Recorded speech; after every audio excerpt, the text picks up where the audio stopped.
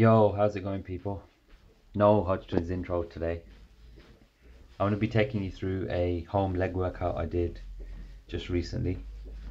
So, in my front room, as you do, you know, casually warming up at the moment with some leg kicks, some jumping on the spot, some jogging on the spot, just trying to get the blood into the legs and kind of activities which acting as pulse raisers before a plyometrics based session which I conducted.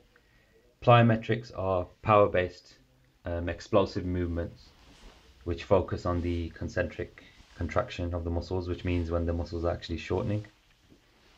These specific warm-ups are intended just for mobility purposes, really, just to ensure that the joints are nice and supple, and just allow for, because it's such a powerful movement, it's quite explosive, it's just to make sure we remain injury free, because that's a key thing for a natural athlete, really. So just some shoulder mobility work. Moving on to my favorite stretching tool, the foam roller. I believe it's very important to roll out before, during and after sessions, be it quadriceps, hamstrings, hip flexors, lower back, upper traps, lower traps. You can do the lats on there. You can even do your pecs and shoulders on there as well, which are a bit more difficult to do, but I've recently started to do it, and I've started to remove some tightness that I've had from doing the handstand push-ups, which has been quite beneficial.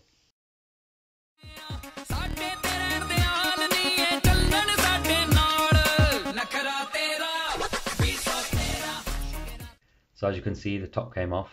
It's time to get serious. Just a little bit more warming up, just some jumps on the spot, some power movement for the calves just before we start into our first exercise, which will be the jump squats. So here I'm just doing some high kicks. My hamstrings have always been pretty flexible. Just a great way to really fire up the hamstrings, glutes, and even a little bit the calves, to be honest. I always seem to do these sort of exercises before I do weighted squats as well. So here we go with set one. The first exercise was jump squats, and I decided to go ass to grass as well, which means it was the maximum depth basically your knees can go. A competition standard squat is parallel, but I tend to go below parallel even with weighted squats. And to be honest, I mix it up. I do a lot of half reps, I do a lot of parallel reps, I do a lot of full reps, I do a lot of ass to grass. I just like to mix it up. You can play around with weights. So the first set I managed to get out 20 reps, and my aim at the start of the session was to do 50 in total. So what I ended up doing was 2 sets of 20 and a third of 10, which was quite tough, to be honest. The first and second set really blew out my cardio, to be honest. Probably more so because I was quite lazy that day, quite sedentary in what I was doing. So the third set I decided to change it up, just going parallel on the way down, not getting the full eccentric contraction, which is the lengthening of the muscle.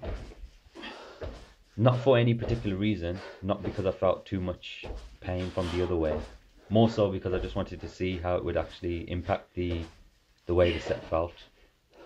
So a little leg shot for you guys. The legs by this point were just super pumped. It's amazing how quickly you can get that pump and that great feeling just by doing these power movements. The second exercise I decided to do was these jump lunges, which are similar to the jump squats, but instead of doing a lunge on one leg and then moving on to the next leg, you're essentially jumping into the next leg and kind of going to and from each leg. I think I managed to do 10 reps on this, or 12, but with this it wasn't so much about the numbers as much as it was about the failure, to be honest. As soon as I felt my muscles fatigue and my core was crippling, I decided to leave it there. By this point I got a sweat on, probably 10 minutes into the actual workout, so I decided to get the top off and complete the last set. This set looks quite messy, to be honest. By this point the core was pretty destroyed. The workout itself was really short, I mean, doing weighted exercises in the gym, you can find yourself training for an hour, 45 minutes an hour and 15.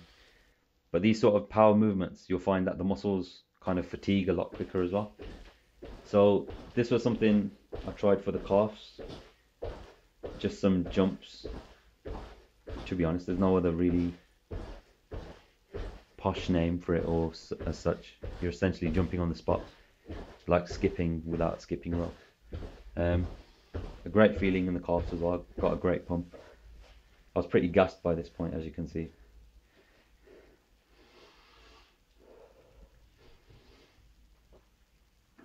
So to finish the session, decided to do some static stretching. I find it very good to do static stretching after the workout instead of before. A lot of people you will see actually doing before workouts. However, it's not really great to, because you're stretching out cold muscles really, essentially. It's better to do your dynamic and mobility stretches, the movement based stretches before and during workouts, and then you can relax and do your static stretching after the workout.